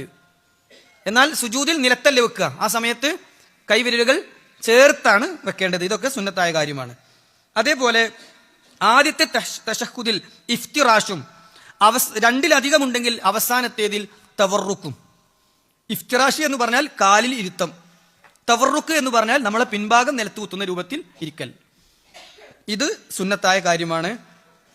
പിന്നെ അങ്ങോട്ടും ഇങ്ങോട്ടും മാറി വരുന്ന അവസ്ഥകൾ ഉണ്ട്, അതിൽ പറ്റാത്ത പ്രയാസമുള്ള സന്ദർഭങ്ങളിലൊക്കെ അങ്ങനെ ചെയ്യുക. അതേപോലെ നബി സല്ലല്ലാഹു അലൈഹി വസല്ലം ചമ്രം പടിഞ്ഞിരുന്ന സമയങ്ങളൊക്കെ ഉണ്ട്, മുത്തറബ്ബിഅ എന്നാണ് അതിന് പറയാം. പിന്നെ കൈകൾ തശഹുദിന്റെ സമയത്ത് കാൽത്തുടയിൽ വെക്കൽ സുന്നത്തുള്ളൂ. ഒരാൾ ബോധപൂർവം അവിടെ കൈവെക്കാതെ അപ്പുറത്തിങ്ങനെ വെച്ച് ബോധപൂർവം നിസ്കാരത്തെ ബാത്തിലാക്കുകയില്ല, പ്രതിഫലം നഷ്ടപ്പെടുത്തും. മനസ്സിലാണ്ട് പറയുന്നത്? സഹുവിന്റെ സുജൂദൊന്നും ചെയ്യണ്ട, കാരണം അങ്ങനത്തെ വാജിബാത്തിലോ റുക്കിനുകളിലോ പെട്ടതല്ല അത്. ഇനി നമ്മൾ 2 കാര്യങ്ങൾ കൂടി പറഞ്ഞിട്ട് ഇൻഷാ അല്ലാഹ് വിഷയാവതരണം അവസാനിപ്പിക്കും. മുസസലായി അവിടെ റെഡിയല്ലേ? മക്രൂഹാത്തു സ്വലാത്ത്, നിസ്കാരത്തിൽ വെറുക്കപ്പെട്ട ചില കാര്യങ്ങളുണ്ട്. പ്രധാനമായും പണ്ഡിതന്മാർ പറഞ്ഞു 5 കാര്യങ്ങൾ നിസ്കാരത്തിൽ ചെയ്യാൻ പാടില്ലാത്തതാ, ഒരു വെറുക്കപ്പെട്ട കാര്യങ്ങളാണ്. 1, റഫ്ഉ ബസ്വരിഹി ഇലസ്സമാ, ഇങ്ങനെ നിസ്കരിക്കുക, വേറെ എടുക്കോ നോക്കിയിട്ട് നിസ്കരിക്കുക. എത്രത്തോളം നബി സല്ലല്ലാഹു അലൈഹി വസല്ലം പറഞ്ഞു എന്നറിയോ? നമസ്കാരത്തിൽ മുകളിലേക്ക് നോക്കി നമസ്കരിക്കുന്നവർ ആ ഏർപ്പാട് അവസാനിപ്പിച്ചു കൊള്ളട്ടെ. അല്ലെങ്കിൽ അവരുടെ കണ്ണുകൾ റാഞ്ചി കൊണ്ടുപോയപ്പെട്ടേക്കാം, കാഴ്ച തന്നെ നഷ്ടപ്പെട്ടേക്കാം എന്നുപോലും റസൂൽ സല്ലല്ലാഹു അലൈഹി വസല്ലം പറഞ്ഞതായി ഇമാം നസായിയും ഇമാം അഹ്മദും ഒക്കെ റിപ്പോർട്ട് ചെയ്തതും ചെറിയ ലഫ്ലിന്റെ വ്യത്യാസത്തോടു കൂടി ഇമാം ബുഖാരി അദ്ദേഹത്തിന്റെ സ്വഹീഹിൽ കൊണ്ടുവന്നിട്ടുള്ള ഹദീസാണ്. അതുകൊണ്ട് നിസ്കാരത്തിൽ മുകളിലേക്കോ അങ്ങോട്ടോ ഇങ്ങോട്ടൊക്കെ നോക്കി നിസ്കരിക്കൽ വെറുക്കപ്പെട്ട കാര്യമാണ്. അൽ ഇൽത്തിഫാത്തു ലി ഗൈരി ഹാജ, നിർബന്ധ സാഹചര്യമില്ലാതെ തിരിഞ്ഞോക്കൽ. ഒരു പാമ്പ് ഇങ്ങനെ വരുന്നുണ്ട്, തിരിഞ്ഞു നോക്കാം. നിസ്കാരത്തിലായിക്കൊണ്ട് പാമ്പിനെ കൊല്ല, പക്ഷെ അത് നമുക്ക് ചർച്ച ചെയ്യുമ്പോൾ വിശദമായി പറയാം. എന്നാൽ അതല്ലാതെ വെറുതെ ഒരാൾ അങ്ങനെ പോകുന്നുണ്ട്, അപ്പൊ നോക്കുക, ഒരാൾ വിളിച്ചു അപ്പോൾ തിരിഞ്ഞു നോക്കുക, ഇങ്ങനെയുള്ളതെല്ലാം പിന്നെ പാടില്ലാത്ത കാര്യമാണ്, വെറുക്കപ്പെട്ട കാര്യമാണ്. റസൂൽ സല്ലല്ലാഹു അലൈഹി വസല്ലമയോട് അതിനെക്കുറിച്ച് ചോദിച്ചപ്പോൾ അവിടുന്ന് പറഞ്ഞു, അത് ഒരു അടിമയുടെ നിസ്കാരത്തിൽ നിന്ന് അവന്റെ ശ്രദ്ധയെ പിശാച് തട്ടിപ്പറിക്കുകയാണ് ചെയ്യുന്നത്. നിസ്കാരത്തിൽ നമ്മൾ തിരിഞ്ഞു നോക്കുക എന്ന് പറഞ്ഞാൽ പിശാച് നിസ്കാരത്തിൽ നിന്ന് നമ്മളെ തട്ടിപ്പറിച്ച് തെറ്റിച്ച് കളയുകയാണ് എന്ന് അവിടുന്ന് നമുക്ക് പഠിപ്പിച്ചു തന്നിട്ടുണ്ട്. 3-മത്തേത് അൻ-നളറു ഇലാ മാ യുൽഹിഹി അനിസ്സലാ, നമസ്കാരത്തിന് അശ്രദ്ധമാക്കുന്ന രൂപത്തിൽ ഇങ്ങനെ മുന്നിലുള്ള പേപ്പർ വായിച്ചു നോക്കുക. അല്ലെ, ഈദ്ഗാഹിലൊക്കെയാണ് അത് സംഭവം ഉണ്ടാവുക. അതേപോലെ നമുക്ക് ടൈല് ഇട്ടത് കുറച്ച് ഇവിടെ അളവ് വ്യത്യാസം ഉണ്ടല്ലേ, ഇത് കാർമേഘം പോലെ ഇങ്ങനെയാണ് പോയിക്കണം, പക്ഷെ എന്നാലും അങ്ങനെ എന്നൊക്കെ പറഞ്ഞിട്ട് ഇങ്ങനെ നിസ്കാരത്തിൽ നമ്മൾ എന്ത് ചെയ്യുക, വേറെ പല കാര്യങ്ങളും നോക്കിയിട്ട് അതിൻ്റെ ഡിസൈന്, മറ്റോൻ്റെ പേര്, ഇത് ശരിക്കും നെയ്മറിന്ന് ഇങ്ങനെയല്ലേ, ഇത് ഇങ്ങനെ സ്പെല്ലിങ് ചെറിയ വ്യത്യാസം ഉണ്ടല്ലോ, ഇങ്ങനെയൊക്കെ വായിച്ചു നോക്കുക എന്നതൊക്കെ എന്താണ്, വെറുക്കപ്പെട്ട കാര്യമാണ്. ഖുശൂ തന്നെ പോയാൽ ബാത്തുലാവും. മറ്റേത് തഹസ്സുറാണ്. ഇത് പ്രത്യേക നബി സല്ലല്ലാഹു അലൈഹി വസല്ലം വിലക്കിയിട്ടുള്ള കാര്യമാണ്. നഹാ റസൂലുള്ളാഹി സ്വല്ലല്ലാഹു അലൈഹി വസല്ലം അയ്യുസല്ലി റജുലു മുതഖസ്സിറ, ഊരക്ക് കൈയെടുത്ത് നിസ്കരിക്കുക. അതിന് പ്രധാനമായും പറയുന്നത് ജൂതന്മാരുടെ സുജൂദ് നിന്നുകൊണ്ടാണ്, നിന്നിട്ട് ചുമരുമക്ക് പോയിട്ട് ഇങ്ങനെ ചെയ്യുക. അതിൽ അവർ പിഴച്ച വിഭാഗം, അവരിൽ തന്നെ തെറ്റായ ഒരു വിഭാഗം ചെയ്യണം, ഊരക്ക് കൈയെടുത്ത് നിസ്കരിക്കുക, ഊരക്ക് കൈയെടുത്തിട്ട് സുജൂദ് ചെയ്യുക. അപ്പൊ ഇതൊക്കെ വിലക്കപ്പെട്ടിട്ടുള്ള കാര്യമാണ്, വെറുക്കപ്പെട്ടിട്ടുള്ള കാര്യമാണ്.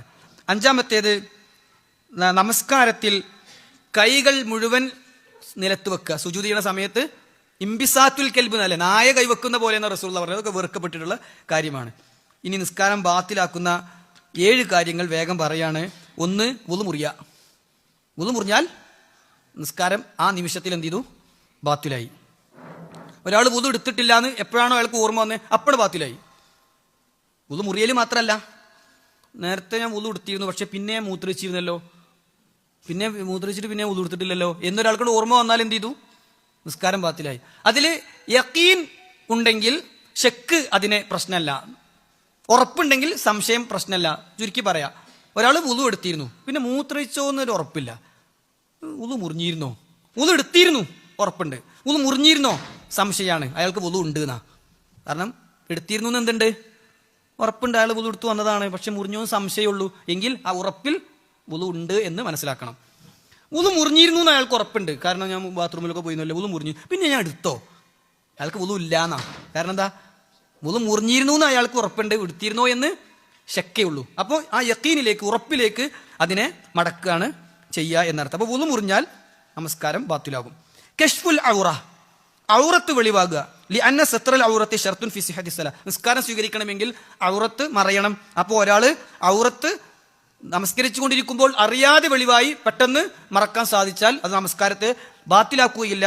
എന്നാൽ ബോധപൂർവം പിന്നെ ഔറത്ത് വെളിവായാൽ അത് നമസ്കാരത്തെ ബാത്തിലാക്കുന്ന കാര്യമാണ്. അതുപോലെ കഅബക്ക് അഭിമുഖമല്ലാതെ നിൽക്കുക, നിസ്കരിച്ചുകൊണ്ടിരിക്കുമ്പോൾ ഒരാളും തിരിഞ്ഞ് ഇങ്ങോട്ട് തിരിഞ്ഞ് നിസ്കരിച്ച്. എങ്ങനെ കിബിലക്ക് അഭിമുഖമല്ലാതെ ആയാൽ നമസ്കാരത്തെ ബാത്തിലാക്കും. നിർബന്ധ സാഹചര്യം വിമാനം, വാഹനം, ട്രെയിന് പോലത്തവ അതിൽ നിന്നൊക്കെ ഒഴിവാണെന്ന് നമ്മൾ നേരത്തെ പറഞ്ഞു. സിയാദത്തോ നുക്സാനോ റുക്കിനുകൾ വരുത്തുക. ഫാത്തിഹ ഒരാൾ 2 വട്ടം ഓതി, റുക്കിനിൽ സിയാദത്ത് വരുത്തി അല്ലെങ്കിൽ കുറവ് വരുത്തി 2 സുജൂദിന് പകരം 1 സുജൂദ് ചെയ്തുള്ളൂ, ബാത്തിലാക്കും, നിസ്കാരം ബാത്തിലാക്കും. 5-മത്തേത് ഏതെങ്കിലും ഒന്ന് തെർത്തീബ് മാറ്റുക, അങ്ങോട്ടും ഇങ്ങോട്ടുള്ള ക്രമം മാറ്റിയാൽ നമസ്കാരം ബാത്തിലാകും. 6 നിയ്യത്ത് മാറ്റുക. ഒന്നുകിൽ ഞാൻ നിസ്കരിക്കണമെന്നില്ല എന്ന് വിചാരിച്ചാൽ നിസ്കാരം പോയി, അല്ലെങ്കിൽ വേറെന്തിലോ ഒരു നിയ്യത്തിലേക്ക് അയാൾ മാറ്റുക. ഒക്കെ എങ്ങനെ സംഭവിക്കുക എന്നുള്ളത് സംഭവിക്കുന്നവർക്ക് തന്നെ കൃത്യമായിട്ട് അറിയാം. പിന്നെ അൽ കലാമുൽ ഖാരിജു അനിസ്സല, നിസ്കാരത്തിൻ്റെതല്ലാത്ത സംസാരം വരിക. കഴിഞ്ഞ തവണ ഒരാൾ സംശയം ചോദിച്ചപ്പോൾ നമ്മൾ പറഞ്ഞിരുന്നു, ഒരാൾ തുമ്മി അൽഹംദുലില്ലാ എന്ന് നിസ്കാരത്തിൽ പറഞ്ഞു, നിസ്കാരം ബാത്തിലാക്കൂല. അൽഹംദുലില്ലാ എന്നുള്ളത് ദിക്റാണ്, നിസ്കാരത്തിൽ ദിക്റുകൾ ആകാവുന്നതുമാണ്, നബി സല്ലല്ലാഹു അലൈഹി വസല്ലമ പ്രത്യേകം അനുവദിച്ചതുമാണ്. ഇത് കേട്ടിട്ട് അപ്പുറത്തൊരാൾ യർഹമുക്കല്ലാഹ്, അള്ളാഹ് എനിക്ക് കാരുണ്യൊക്കെ ചെയ്യട്ടെ, നിസ്കാരം ബാത്തിലാക്കും. കാരണം നിസ്കാരത്തിന് പുറമേയുള്ള സംസാരം അതിലേക്ക് കടന്നു വന്നു, അത് നമസ്കാരത്തെ ബാത്തിലാക്കുന്ന കാര്യമാണ്. ഇത്രയുമാണ് ഇന്നത്തെ കാര്യങ്ങളിൽ വരുന്നത്. ഒന്ന് ഷർത്ത്, നിസ്കാരം തുടങ്ങണമെങ്കിൽ പാലിക്കേണ്ടുന്ന 9 നിബന്ധനകൾ. 2 റുക്കിന്, നിസ്കാരത്തിൽ ഉപേക്ഷിച്ചാൽ ബോധപൂർവമാകട്ടെ മറന്നാലാകട്ടെ ബാത്തിലാക്കുന്ന കാര്യങ്ങൾ. 3 വാജിബാത്തുകൾ, ബോധപൂർവം നഷ്ടപ്പെടുത്തിയാൽ ബാത്തിലാകും, മറന്നുകൊണ്ടാണെങ്കിൽ സഹുവിന്റെ സുജൂദ് കൊണ്ട് പരിഹരിക്കപ്പെടും. പിന്നെ സുന്നത്തായ കാര്യങ്ങൾ, അതിൽ തന്നെ ഫിഅലിയായ ഖൗലിയായ 2 ടൈപ്പ് ഉണ്ട്, പറയേണ്ടതും ചെയ്യേണ്ടതുമായിട്ടുള്ള സുന്നത്തുകൾ. 5-മത്തേത് മക്രൂഹാത്ത്, വെറുക്കപ്പെട്ട കാര്യങ്ങൾ. 6-മത്തേത് നിസ്കാരത്തെ ബാത്തിലാക്കുന്ന കാര്യങ്ങൾ.